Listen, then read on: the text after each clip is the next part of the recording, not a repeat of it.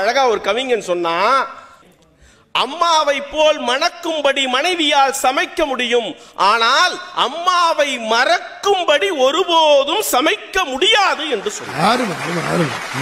அம்மாவுடைய திருப்தி எங்க தெரியுமா சார் இருக்கு? சமைத்து முடிப்பதில் அம்மாவுடைய திருப்தி முடியவில்லை, பிள்ளைகள் சாப்பிட்டு முடிப்பதில் தான் அம்மாவுடைய திருப்தி இருக்கு. இந்த மனைவிக்கும் அம்மாவுக்கு ஒரு வித்தியாசம் இருக்கு சார்.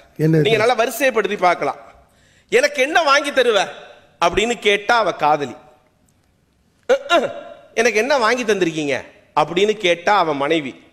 எனக்கு ஏன்பா வாங்கின அப்படின்னு கேட்டா அவதான் அம்மா. அதனாலதான் சார் அழகா ஒருத்தன் சொன்னா, அம்மா என்கின்ற சொல், அம்மா என்கின்ற சொல் எதிலிருந்து வந்தது என்று எனக்கு தெரியாது, அம்மா என்கின்ற சொல் எதிலிருந்து வந்தது என்று எனக்கு தெரியாது, ஆனால் அன்பு என்ற சொல் கட்டாயம் அம்மாவில் இருந்துதான் வந்திருக்க வேண்டும் என்று சொன்னார். அந்த அன்பு தானே சார் மனுஷனா மாத்தும். ஒரு பெரிய ஹாஸ்பிட்டல்,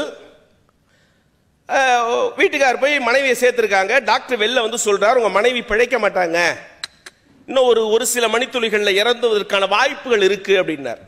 ஒரு 5 வயசு பையன் டாக்டர்கிட்ட போனான். எங்க அம்மா பிழைக்க மாட்டாங்களா? பொழைச்சிருவாங்க டாக்டர்.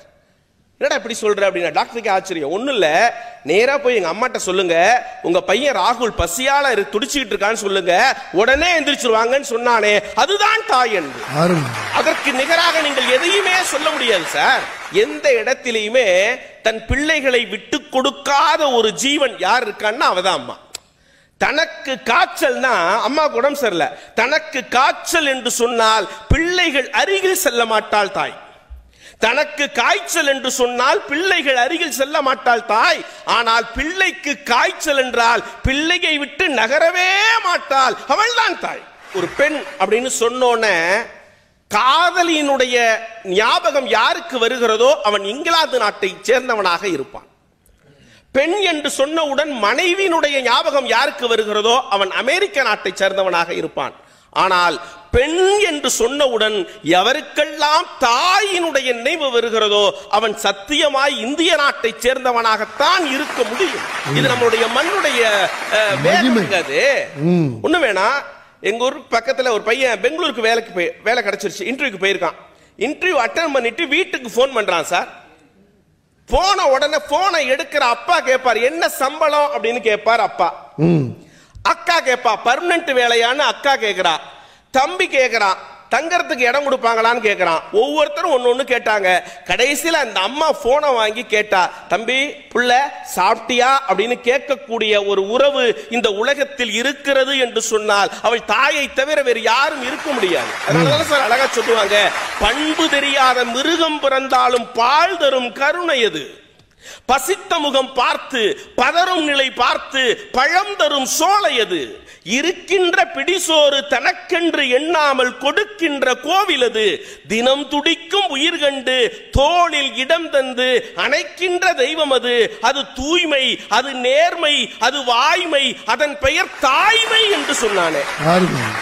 ஒரு செய்தியோட நான் முடிச்சுக்கிறேன், அவ்வளவுதான். ஒரு ராணுவ வீரன் வந்து போர் நடக்குது, போர்ல குண்டு அவன் மேல விழுது, அவனுடைய முகத்துல காயம் ஏற்படுது, மருத்துவமனைக்கு அழைத்து செல்கிறார்கள். மருத்துவமனையில அவனுக்கு பிளாஸ்டிக் சர்ஜரி, முகம் மாற்று அறுவை சிகிச்சை பண்ணிடுறாங்க. அவனுடைய இயல்பான முகம், இருந்த முகம் அவன்கிட்ட இப்ப இல்ல. ஊருக்கு வருகிறான், தாயை பார்ப்பதற்காக வருகிறான். வந்துட்டு நான் தான் உங்க பிள்ளைன்னு சொன்னா அம்மா ஏதாவது வருத்தப்பட்டுவாளான்னு சொல்லிட்டு, உங்களுடைய மகனுடைய தோழன் நான் உங்களை பார்க்கறதுக்காக வந்திருக்கேன், உங்க பையன் சொன்னா உங்களை போய் பார்த்துட்டு வாங்கன்னு சொன்னா, அதனாலதான் நான் உங்க வீட்டுக்கு வந்திருக்கிறேன் அப்படின்னு சொல்லி ஒரு வாரம் தங்கிட்டு போயிட்டான். போனதுக்கு அப்புறம் அந்த தாய் தன்னுடைய மகனுக்கு கடிதம் எழுதுகிறார், மகனே வந்தது நீதான் என்று எனக்கு உடனடியாக தெரிந்தது, உன் சட்டையில் இருந்து வரக்கூடிய வியர்வை வாசனையை வைத்தே நீதான் என் மகன் என்றதை நான் கண்டுபிடித்தேன். இதுவரை உன்னிடம் இருந்த முகம் தாயின் முகமான என்னுடைய முகம் இருந்தது, ஆனால் என்று இந்த தேசத்திற்காக உன்னுடைய முகம் மாறியதோ இது தாயினுடைய முகம் அல்ல, இந்த தாய் நாட்டின் முகம் என்று சொன்னாள். என்னுடைய நல்ல குணங்கள் எல்லாவற்றிற்கும் காரணம் என்னுடைய தாய் என்று சொன்னான் ஆபிரகாம் லிங்கன். பிரெஞ்சு நாட்டில் நல்ல குடிமக்கள் உருவாக வேண்டும் என்று சொன்னால் நல்ல தாய்மார்கள் பெருக வேண்டும் என்று சொன்னான் நெப்போலியன். என் இலக்கிய ரசனைக்கும் நல்ல பண்புகளுக்கும் அடிப்படை காரணம் என் தாய் என்று சொன்னான் ரஸ்கின். எனக்கு வீரத்தையும் விவேகத்தையும் இரண்டர கலந்து தந்தவள் என்னுடைய தாய் என்று சொன்னான் வீர சிவாஜி. கோடிக்கணக்கான மக்களை கொன்று குவித்த ஹிட்லர் கூட தற்கொலை செய்து கொண்டு கிடந்த போது அவன் மார்பிலே கிடந்தது தாயின் படம் என்று வரலாறு சொல்கிறது. ஆகவேதான் நான் இப்படி சொல்லி நிறைவு செய்கிறேன். அம்மா என்று அழைக்காத உயிரில்